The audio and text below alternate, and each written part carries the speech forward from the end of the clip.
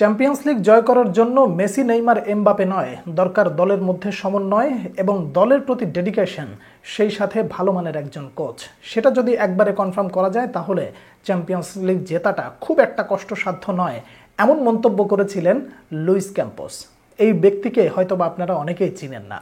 পিএসজির এখন এই মুহূর্তে যেই রূপকথার গল্পটা আপনারা দেখলেন, তারা চ্যাম্পিয়ন্স লিগ জিতে ফেললো, এই রূপকথার পেছনের নায়ককে যদি আপনি খুঁজতে যান তাহলে সবার আগে আপনি যে নামটা বলবেন সেই নামটা হয়তোবা থাকবে লুইস এনরিকে। তার কারণ তিনি এসেই তো এই দলটাকে একেবারে আমূল পরিবর্তন করে দিয়েছেন। কিন্তু এই লোকটার পেছনেও আরও একজন ব্যক্তি ছিলেন, সেই ব্যক্তিটার নাম হচ্ছে লুইস ক্যাম্পোস। তিনি এসে নাসের আল খেলাইফিকে বলেছিলেন যে মেসি, নেইমার, কিলিয়ান এমবাপে এমন কোনো বড় স্টার নয়, দলকে একেবারে তৃণমূল থেকে যদি তৈরি করা যায় তাহলে একটা দল ভালোভাবে তৈরি হতে পারে, একটা দল চ্যাম্পিয়ন্স লিগ জিততে পারে। দলের প্রতি যাদের ডেডিকেশন নাই তাদেরকে দয়া করে ছেড়ে দেন, যাদের বয়স হয়ে গেছে তাদেরকেও ছেড়ে দেন। এরপরে একটা একটা করে স্টার পিএসজি থেকে বিদায় হতে থাকলো, পিএসজি আস্তে আস্তে ঘুমন্ত হতে থাকলো। কিন্তু তারা যে আসলে যে একটা নবজাগরণ নিয়ে আসতে যাচ্ছে সেটা হয়তোবা কেউ কল্পনা করেনি। এই পিএসজির অবস্থা চ্যাম্পিয়ন্স লিগের শুরুর দিকে কেমন ছিল? একেবারে তলানির দিকেই তো ছিল। গ্রুপ স্টেজটা শেষ করার পরে একেবারে শেষ দিকে থাকার পরেও এরপরে যে কামব্যাকটা দিল, লুইস এনরিকে বলেছিল আমাদেরকে বিশ্বাস করুন, আমরা ভালো কিছু করতে যাচ্ছি, আমাদের উপরে বিশ্বাসটা আপনারা হারাবেন না। সেই বিশ্বাসটা রাখতে রাখতে তিনি কত সুন্দর করে দলটাকে নিয়ে আসলেন, চ্যাম্পিয়ন্স লিগ জেতালেন। আপনি কোন প্লেয়ারটার আসলে প্রশংসা করবেন? একটা একটা করে প্রশংসা করতে করতে তো আসলে আপনি শেষ করতে পারবেন না। ডিফেন্সিভ লাইন দিয়ে শুরু করা যাক। ডিফেন্সিভ লাইনে মার্কুইনহোসের সাথে অন্যান্য যারা ছিলেন প্রত্যেকটা প্লেয়ার এত সলিড ছিল যে প্রতিপক্ষকে একেবারে শর্ট অন টার্গেট নিতেই দেয় নাই ফার্স্ট হাফে। তো সেই জায়গা থেকে আপনি দেখেন আশরাফ হাকিমে, সে আইসা যখন প্রথম গোলটা দিল চ্যাম্পিয়ন্স লিগের ফাইনাল, এইখানে গোল দেওয়ার পরে আপনি তো উল্লাস করবেন, কিন্তু সে তার শেকড়ের কথা ভুলে যায়নি। সে মনে রেখেছে এই ইন্টার আমাকে যথেষ্ট যত্ন করেছে, আদর করেছে, আমাকে বড় হতে সাহায্য করেছে, আমি তাদের প্রতি অকৃতজ্ঞ হতে পারি না। কৃতজ্ঞ আশরাফ হাকিমি সবার প্রতি ক্ষমা চেয়ে নিয়ে তারপরে দলের সবার সাথে উল্লাস না করে সেজদায় পড়ে সবার আগে সৃষ্টিকর্তার প্রতি শুকরিয়া আদায় করে নিল। এটাই তো ফুটবলের সৌন্দর্য। এরপরে চলে আসলো পিচ্চি নেইমার, যাকে নিয়ে আসলে আমি একদিন বলেছিলাম যে নতুন প্রজন্ম নেইমারের কথা মনে করে ফুটবল খেলবে, নতুন প্রজন্ম লিওনেল মেসি, ক্রিস্টিয়ানো রোনালদোদের কথা মনে করে ফুটবল খেলবে, বা আমরা তাদের মতন হতে চাই। কিন্তু টিভি স্ক্রিন খুলে যাদের খেলা দেখতে চাইবে তারা কারা হতে পারে? তারা হতে পারে ডেসিরে ডুয়ে, তারা হতে পারে লামিন ইয়ামাল, তারা হতে পারে ভিনিসিয়াস জুনিয়র, তারা হতে পারে ডেসিরে ডুয়ের মতন এমন কিছু সুপারস্টার যারা পরবর্তী যুগ ফুটবলকে মাতিয়ে রাখবে।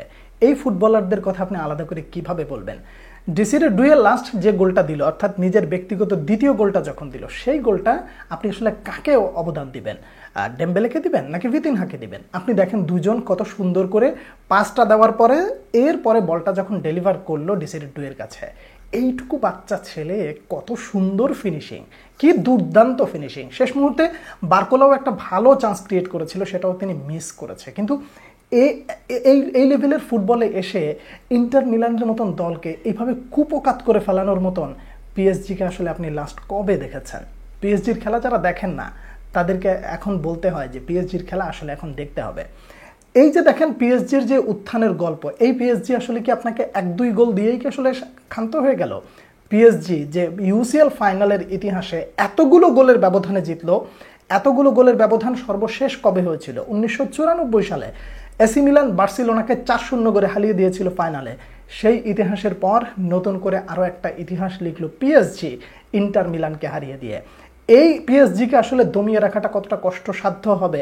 এই পিএসজি আসলে ইন্টার মিলানের মতন প্রতিপক্ষকে যেইভাবে নাচালো, যেইভাবে নাকানি চুবানি খাওয়ালো, একবারে মেড়ে একটা ফাইনাল আসলে আপনি দেখেছেন। হয়তো বা আপনার নিজের কাছে খারাপ লাগতে পারে যে না, ফুটবলে আসলে যে উত্তেজনাটা দরকার ছিল সেই উত্তেজনাটা আসলে আগে থেকে শেষ হয়ে গেছে। ফাইনালটা জাস্ট ছিল একটা ফর্মালিটি, সেই ফর্মালিটিটাই আসলে মেনটেন হয়েছে।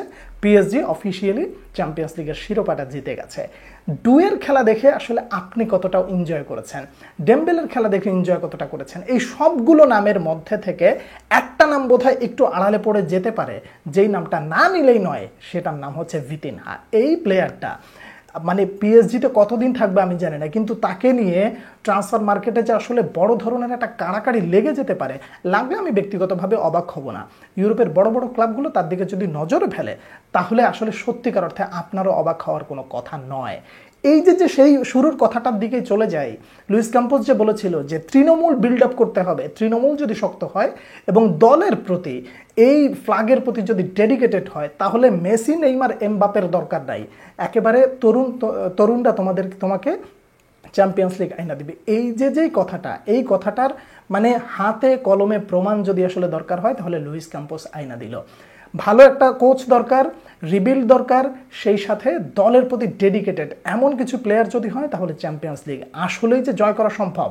লুইস এনরিকে দেখিয়ে দিল, পিএসজি দেখিয়ে দিল, ডেসিরে ড্রুয়ে দেখিয়ে দিল এবং সেই সাথে ফুটবলে একটা আগমনী বার্তা দিয়ে রাখলো। Real Madrid, Barcelona, Manchester city, Bayern Munich এই সমস্ত দল থাকা সত্ত্বেও ইউরোপে পিএসজি যে আসলে আগামী কয়েক বছর ডমিনেটিং ফুটবল খেলবে এবং বড় বড় দলগুলোকে একেবারে যে শাসন করবে চোখে চোখ রেখে, সেইটার একটা বন্দোবস্ত মোটামুটি করা হয়ে গেল, সেই বার্তাটাও দিয়ে রাখলো। ফাইনাল ম্যাড়মেড়ে হলেও এই খেলা দেখে আপনি কতটা এনজয় করেছেন, কার খেলা সব থেকে বেশি ভালো লেগেছে জানাবেন। পরবর্তী ভিডিওতে আবার দেখা হচ্ছে, সে পর্যন্ত অনেক অনেক ভালো থাকবেন। আল্লাহ হাফেজ।